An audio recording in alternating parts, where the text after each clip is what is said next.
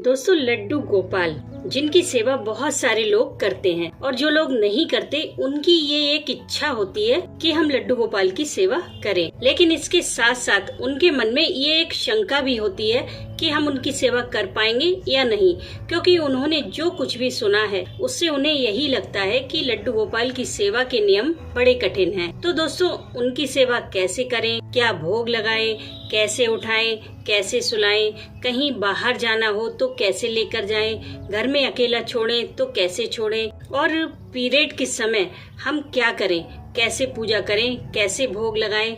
तो आज की वीडियो में मैं ये सब कुछ कवर करने की कोशिश करूंगी। उसके बाद लड्डू गोपाल हमेशा के लिए आपके घर में विराजित होंगे।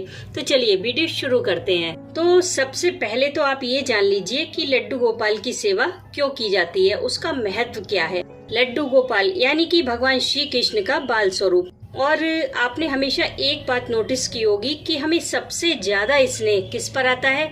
बच्चे पर। अगर हम किसी बच्चे को मस्त होकर खेलते देखें तो हम अपना सारा दुख भूल जाते हैं। हमें कितना भी गुस्सा क्यों ना आ रहा हो, लेकिन बच्चे को देखकर चेहरे पर मुस्कुराहट आ ही जाती है, क्योंकि एक बालक ही है जो सारे संसार के दुख से परे है, छल कपट मोह से परे है। उसे इस दुनियादारी से कोई मतलब नहीं होता कि किसके मन में क्या चल रहा है। और आपने ये भी देखा होगा कि बच्चे आसानी से प्रसन्न भी हो जाते हैं। बड़ों की अपेक्षा बच्चों को प्रसन्न करना ज्यादा आसान है। और बच्चा एकदम निश्चल होता है, उसका प्रेम भी बिल्कुल निश्चल होता है। इसलिए बाल गोपाल की सेवा जो की जाती है उससे हमारे मन में एक भाव बनता है ममता का।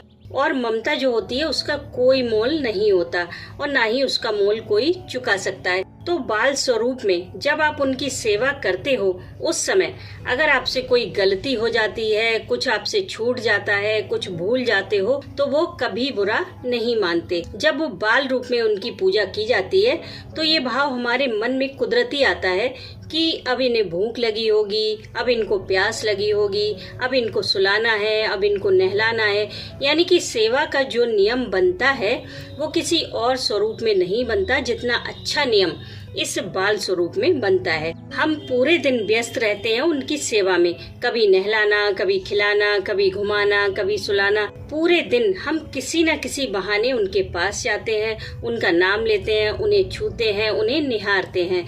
यानी कि पूरे दिन उनका ही सुमिरन चलता है।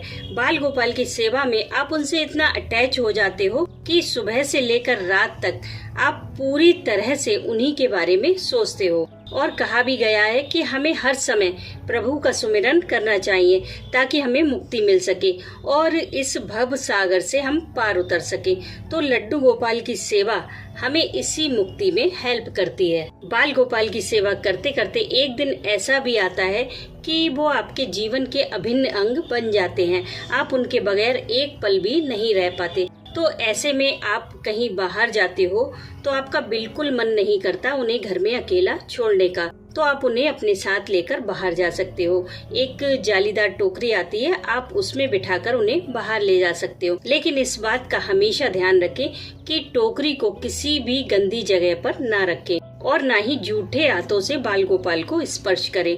वो भले ही बाल स्वरूप में हो, लेकिन हमें ये कभी नहीं भूलना चाहिए कि वो प्रभु है। अगर आपने लड्डू गोपाल की सेवा ली है तो सेवा सिर्फ आरती करना नहीं होता, आपको उन्हें भोग भी लगाना होगा, नहलाना भी होगा, सुलाना भी होगा, जगाना भी होगा। अगर आप कभी किसी दिन भूल जाएं वो बात अलग है, लेकिन अगर आप इनमें से कोई भी सेवा नहीं करते हैं तो माफ कीजिए, आपने लड्डू गोपाल सिर्फ शो पीस के तौर पर रखे हुए हैं। इस तरह अपने पूजा घर में भगवान को बढ़ाने से कोई फायदा नहीं। आप कोई सेवा लें या ना लें, लेकिन भोग की सेवा तो आपको जरूर लेनी चाहिए, क्योंकि वो बाल स्वरूप है। इसलिए कम से कम 2 टाइम दूध का भोग अवश्य लगाएं।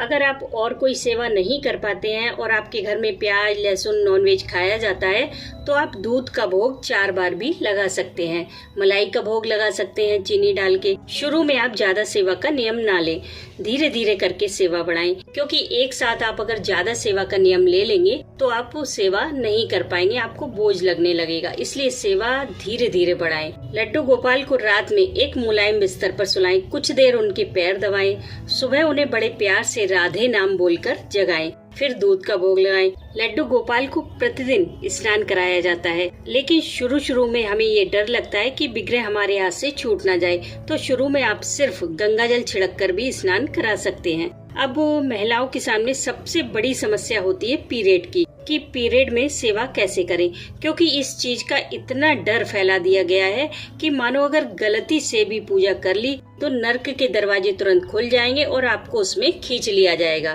क्या बेवकूफी है दोस्तों, ये एक नेचुरल प्रक्रिया है शरीर की, इसमें इतना डरने की कोई जरूरत नहीं है और ना ही आप अशुद्ध होते हो। इसलिए सिर्फ साफ सफाई का ध्यान रखें। एक स्प्रे बोतल में गंगा जल भर के रखें। जब भी आप पूजा करने जाएं, बस उस गंगा जल को हाथ पर स्प्रे करें और आराम से पूजा करें। यकीन माने आपको कोई प्रॉब्लम नहीं होगी। जरा सोचिए, अगर आप जन्माष्टमी पर लड्डू गोपाल को घर लेकर आते हैं और आपका पीरियड आ जाता है और घर में भी कोई नहीं है पूजा करने वाला, तब आप क्या करेंगी? क्या इतने बड़े त्योहार को ऐसे ही जाने देंगी? अगली जन्माष्टमी तो 1 साल के बाद आएगी, क्या पता तब भी आपका पीरियड आ जाए। तो इन सब चीजों से बाहर निकलिए, इससे कोई फर्क नहीं पड़ता। फर्क इससे पड़ता है कि आपके भाव कैसे हैं। तो आप बेफिक्र होकर बाल गोपाल की सेवा कीजिए।